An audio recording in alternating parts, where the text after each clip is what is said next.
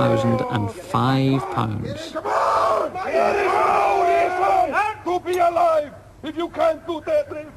Ever the showman. He really is incredible.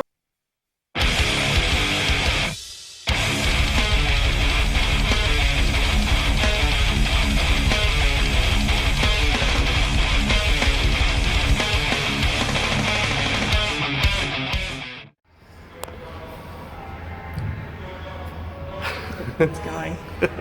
We're looking into the camera better that way. Oh, okay. Right there. Okay. The deadlift is a multi-joint compound exercise that's extremely useful and effective in developing power and strength. Among its many benefits, the deadlift has been shown to significantly increase the rate of torque development and vertical jump performance in untrained individuals, meaning that deadlifts will improve your ability to produce work in a short amount of time. Older adults can also benefit from deadlifting, as the strength and power increases will help prevent falls and injuries related to falls. With proper technique, deadlifts can be beneficial to almost anyone. Because the deadlift is a multi-joint compound exercise, it targets many different muscle groups. These include the hamstrings, the glutes, aka the booty, the lats, the trapezius and rhomboids, as well as the quadriceps and your core muscles, such as your rectus abdominis, transverse abdominis, and obliques. So the first step in performing a deadlift is finding neutral spine. Neutral spine is the position at which your spine is under the least amount of compressive and shearing force.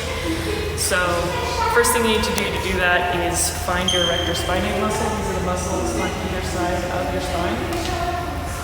And you can feel them, put your fingers on them, you can feel them activate as you bend over. So you just need to bend over a little bit and slowly stand back up until you feel them relax. And that is the point at which your spine is completely neutral. And once you're at that point, you need to brace your abdominal muscles, so bring your belly button in towards your spine, and that is how you prepare. The most important part of the deadlift is the setup, because this is where you're going to start from. So the first thing you want to do is you're going to want to get your feet at least about shoulder width apart, and you want the bar to be directly over the middle of your foot, your midfoot. Then when you're going to come down, you're going to squat down and you're going to grab the bar on either side of your feet. Now you can either do a double overhand grip like this, or you can do a switch grip like this. This one provides a little bit more stability and it's easier on your grip, and you can use either hand. The next thing you want to do is create tension on the bar, so you don't jerk the bar up and potentially hurt your back. So you're gonna pull your shoulders back and tense up your latissimus dorsi, your lats.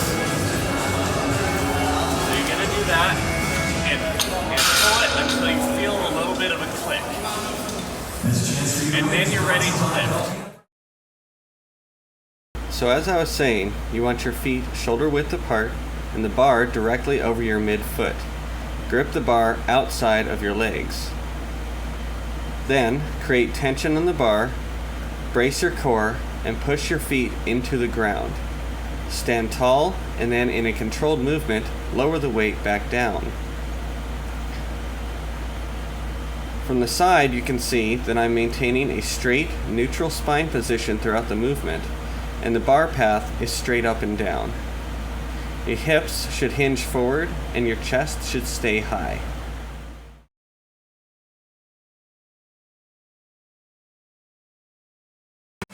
So one of the really important things about the deadlift is ensuring that the bar is as close to you as possible. And as you can see from my lovely scars right here, I have the bar very close to my ankles, and that's about where you want to have it. They do make shin guards, or if you wear long pants when deadlifting, you won't have this issue. But I'm dumb. There are two main variations of the deadlift. In the sumo deadlift, the main difference is that your feet need to be wide apart and pointed out.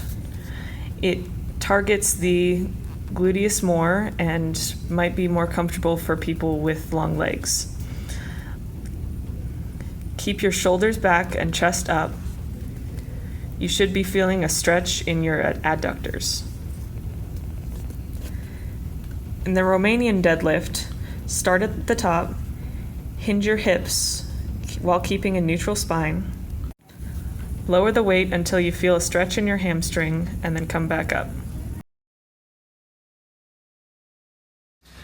One question usually asked is, do I need a belt? And the answer is, it depends.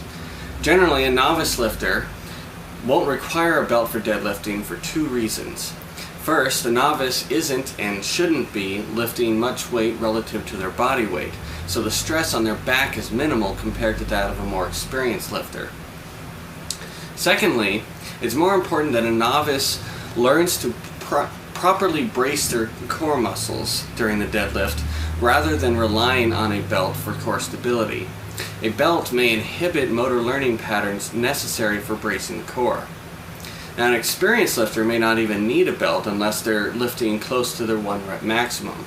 Competitive powerlifters use thick leather belts like this one because they are wide and very stiff, which provides something really firm to push against and build up a lot of intra-abdominal pressure and thus more core stability when lifting really, really heavy weights. Ultimately, it's up to you whether you want to use a belt or not, but I recommend that you learn to properly brace your core first. So another commonly asked question is, will deadlifts make my lower back pain worse? And the answer is no. According to a study published in the Journal of Strength and Conditioning Research, it can actually help improve lower back pain in people who are suffering only moderate to low amounts of lower back pain.